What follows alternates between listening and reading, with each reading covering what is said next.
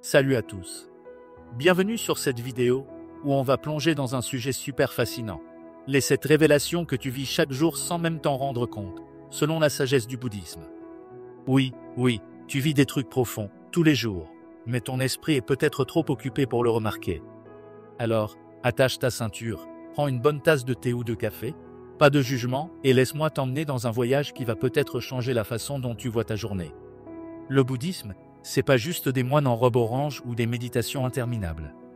C'est une philosophie qui nous pousse à regarder la vie d'un œil nouveau, à capter des vérités cachées dans les moments les plus simples. Aujourd'hui, on va parler de cette révélation que tu expérimentes sans t'en douter. Prêt ? Allez, on y va. Commençons par la première révélation, une idée qui est au cœur même du bouddhisme. Tout est impermanent. On appelle ça anicca dans les textes bouddhistes. Ça veut dire que rien, absolument rien, ne reste fixe. Les saisons changent, les jours passent, tes émotions fluctuent, et même les pensées qui traversent ton esprit ne s'arrêtent jamais. C'est une vérité que tu vis à chaque seconde. Même si tu n'y fais pas attention, pense à ce flux constant. Le matin, tu te réveilles avec une certaine énergie, et quelques heures plus tard, tout a bougé, ton humeur, la lumière dehors, les tâches que tu as à faire. Le bouddhisme nous dit que cette impermanence, c'est pas quelque chose à craindre, mais à embrasser. Pourquoi ? Parce que lutter contre le changement, c'est comme nager à contre-courant dans une rivière. Tu t'épuises pour rien. Quand tu te rends compte que tout passe, le bon comme le moins bon, tu commences à trouver une sorte de paix intérieure. Et ce qui est incroyable, c'est que cette vérité est partout, tout le temps. Chaque moment de ta journée est une petite leçon d'impermanence. Quand quelque chose te frustre, ou même quand tu es super heureux, il y a une petite voix au fond de toi qui sait que ça ne va pas durer. Le bouddhisme nous invite à voir ça comme une danse, un mouvement naturel. Alors, la prochaine fois que tu sens que les choses bougent trop vite, prends une grande respiration et dis-toi « Ok, c'est juste l'impermanence qui fait son job ». Ça peut transformer ta façon de vivre les hauts et les bas. Passons à la deuxième révélation, et celle-ci, elle donne presque le vertige tellement elle est vaste. Tout est interconnecté.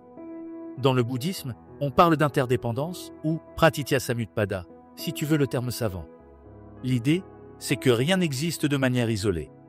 Tout ce qui est dans ta vie, tout ce que tu touches, vois, ressens, est lié à un immense réseau de causes et de conditions. Imagine un instant. Les vêtements que tu portes, la nourriture que tu manges, l'air que tu respires, tout ça dépend d'un milliard de facteurs. Le soleil, la pluie, les gens qui travaillent, les machines, la nature. Tout est connecté. Et toi, t'es au milieu de ce réseau, comme un nœud dans une toile d'araignée géante. Chaque jour, sans même y penser, tu vis cette vérité. Chaque action, chaque mot, chaque pensée que tu envoies des petites ondes dans ce réseau. Le bouddhisme nous pousse à réaliser à quel point on fait partie de quelque chose de beaucoup plus grand. Ça peut être intimidant, mais c'est aussi super libérateur. Parce que ça veut dire que rien de ce que tu fais n'est insignifiant. Un sourire, un geste, une parole, tout ça a un impact, même si tu ne le vois pas tout de suite. La prochaine fois que tu fais quelque chose, même un truc tout simple, essaie de te rappeler que tu es en train de participer à cette grande danse cosmique. Ça donne un sens nouveau à chaque moment, non ? Troisième révélation, et là, on entre dans un sujet un peu plus sérieux. La souffrance est universelle. Dans le bouddhisme, on appelle ça dukkha. Ça ne veut pas dire que la vie est une catastrophe sans fin, mais que la souffrance, qu'elle soit grande ou petite, fait partie de l'expérience humaine. Tu la rencontres tous les jours, que ce soit un pincement de stress, une déception, ou juste ce sentiment de « mais » qui te tombe dessus sans raison. Dukkha, c'est pas seulement les gros drames.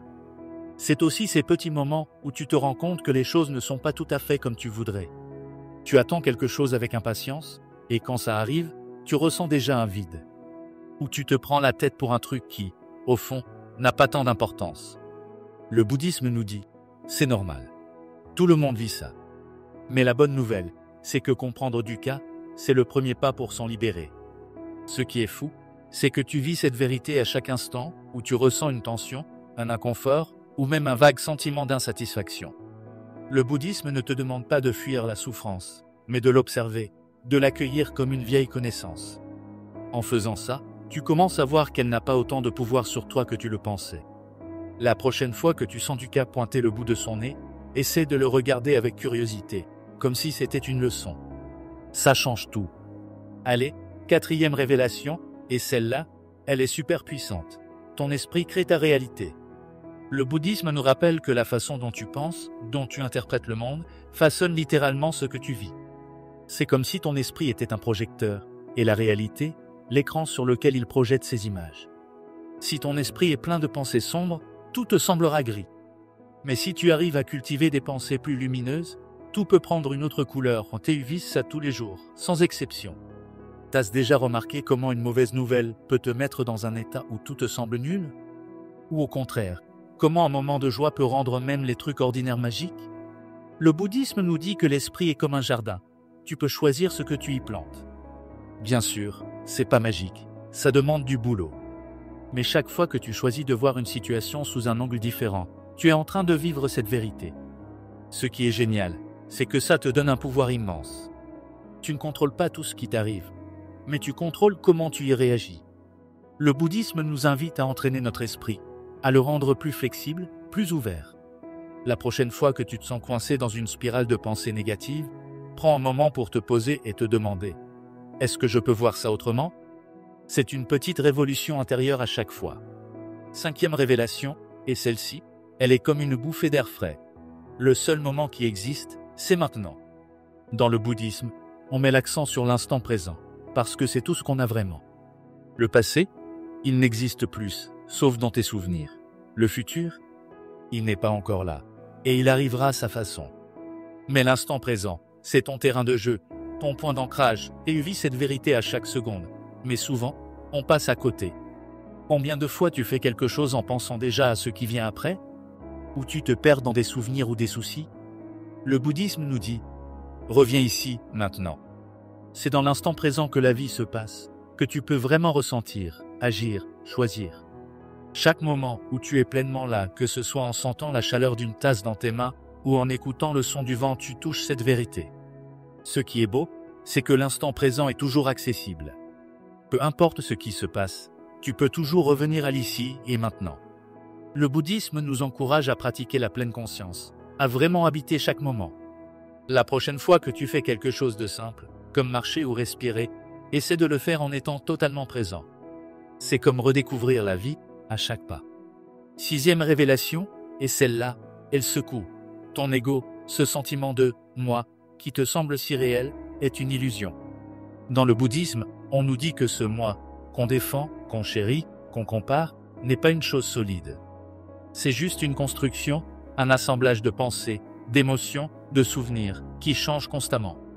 En vrai, t'es plus comme une rivière qui coule que comme une statue figée. Tu vis cette vérité tous les jours, même si c'est subtil. Quand tu te sens blessé par une remarque, ou quand tu te gonfles de fierté pour quelque chose que t'as fait, c'est ton ego qui prend les commandes.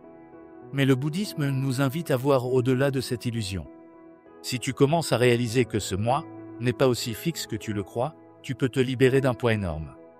Les critiques te touchent moins, les échecs te définissent moins. C'est eux qui est puissant. C'est que cette idée te donne une liberté incroyable. Tu peux commencer à te voir comme un processus, un flux, plutôt qu'une identité rigide.